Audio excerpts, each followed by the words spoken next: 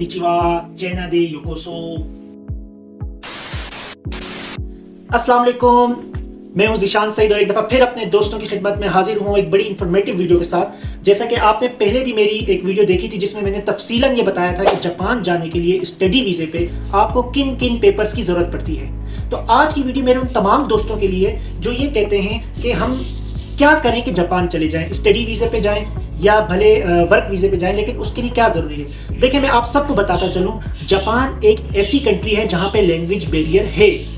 आप यूरोप के किसी कंट्री चले जाएं, आप अमेरिका के किसी कंट्री चले जाएं, नॉर्थ अमेरिका के किसी भी कंट्री चले जाएं, आपको वहां पे एक बेनिफिट होता है कि आप अगर इंग्लिश बोल लेते हैं थोड़ी बड़ी टूटी फूटी तो आप गुजारा कर लेते हैं। लेकिन जापान एक ऐसी कंट्री है कि जो अपनी लैंग्वेज के साथ कंप्रोमाइज़ नहीं करती। जब वो लैंग्वेज के साथ कंप्रोमाइज़ नहीं करता तो आपको लैंग्वेज सीखनी पड़ती है।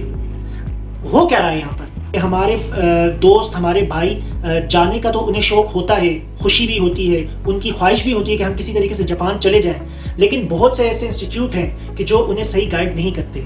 सही गाइड किस तरह नहीं करते? उन्हें लैंग्वेज सही नहीं सिखाते। जब आप एक लैंग्वेज सही नहीं सीखते, जब आप लैंग्वेज सही नहीं सीखते तो आप किसी तरीके से यहाँ तो इंटरव्यू क्लियर कर देंगे चीटिंग के साथ, लेकिन जैसे ही आप जापान में कदम रखेंगे वहां से आप रोना शुरू कर देंगे।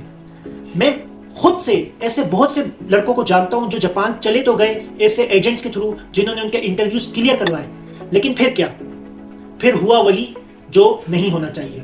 दुख भी होता है इसमें और तकलीफ भी होती है दिल को कि हमारे वो दोस्त, हमारे भाई वहां जाकर परेशान होते हैं, बाज़ दफ़ा रो भी जाते हैं।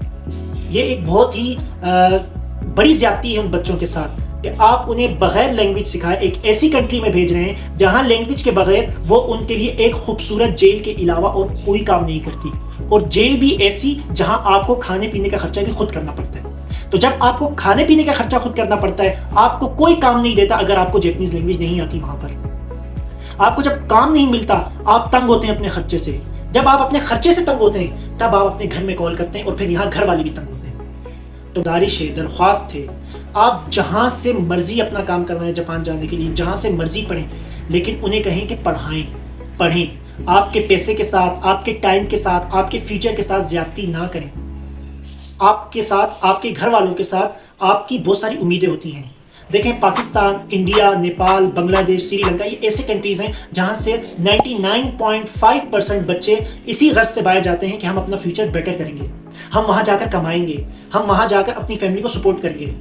तो जब जापान जैसे कंट्री में आपको अगर लैंग्वेज नहीं आती तो आप वहां पे सरवाइव नहीं कर पाते, बहुत मुश्किल हो जाता है आपके लिए सरवाइव। जापान आपसे लंबी चौड़ी डिमांड नहीं करता, वो सिर्फ आपसे ये कहता है कि आप N5 लेवल अच्छा कर कर आए। वो एक बेसिक लेवल है, N5 लेवल, आप वो अच्छा कर कर जाएं। आप यकीन माने, आप अपने भाई को दुआएं देंगे कि आपने एक अच्छी एडवाइस दी थी। अक्सर बच्चे, बहुत से पाकिस्तानी, इंडियन, नेपाली, श्रीलंकन, बांग्लादेशी लोग पूछते हैं जापान जाने के लिए क्या करना है। मेरा उन्हें एक ही जवाब होता है कि आपने कुछ नहीं करना, आपने सिर्फ लैंग्वेज करनी है। मैं ऐसे लोगों को भी बजाते खुद जानता हूँ कि जो लोग, जिनके पास ना पैसा था, ना उनका कोई सपोर्टर था, ना उनकी कोई उन्होंने कभी ख्वाब में भी सोचा था कि वो जापान जा सकते हैं। मैं एक ऐसे लड़के को भी जानता हूं कि जो अगर एयरपोर्ट पे 10 मिनट खड़ा हो जाता तो उसे FIA और एयरपोर्ट की सिक्योरिटी ये कहकर पकड़ लेती कि तुम हमें मशकूक लग रहे हो। कहना तो नहीं चाहिए, लेकिन वो इस तरह नजर आता था। लेकिन वो भी जापान गया। क्यों? उसने स्ट्रगल की, उसने मेहनत की पाकिस्तान में, उसने मेहनत की अपनी लैंग्वेज में, उसने और कोई मेहनत नहीं की, सिर्फ उसने अपना ओढ़ना बिछोड़ना जैपनीज लैंग्वेज को बना दिया।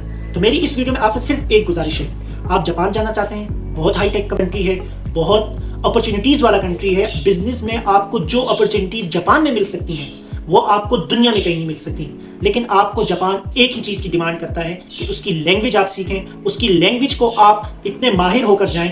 आपको ज्यादा लैंग्वेज नहीं सीखनी या ज्यादा उसमें अपनी कमांड नहीं लानी, आपको सिर्फ एक N5 लेवल स्टडी वीजे के लिए भी जो रिक्वायर्ड है, और वैसे भी अगर आप जापान जाना चाहते हैं तो आपको वो N5 लेवल रिक्वायर्ड होता है जापानीज लैंग्वेज का, जो कि आपको वहाँ पे कम से कम आप किसी से बात तो कर सकें। हमारे पास बच्चे आते हैं ऐसे इंस्टीट्यूट से, आप एक यूनिवर्सिटी है वहाँ से बच्चे आते हैं पढ़ के, नाम मैं नहीं लूँगा, वहाँ से बच्चे आते हैं। जब उनसे ये क्वेश्चन किया जाए कि दोकोनी सुनदे इमास का, इसका सिंपल मतलब है आप कहाँ रहते हैं, तो वो ये जवाब देते हैं कि कल क्या खाया था आप ये पूछ रहे हैं, या कल क्या दिन था आप ये पूछ रहे हैं, ये कल कहाँ गए थे आप ये पूछ रहे हैं। तो मतलब अगर आप एक इतना बेसिक सवाल दोकोनी सुनदेई मास्का का जवाब नहीं दे सकते तो आप जापान में किस तरह सर्वाइव करेंगे। तो जापानी ज़बान सीख कर जाएं। जापानी ज़बान के बगैर आप जापान में कुछ भी नहीं है। अल्लाह हाफिज़।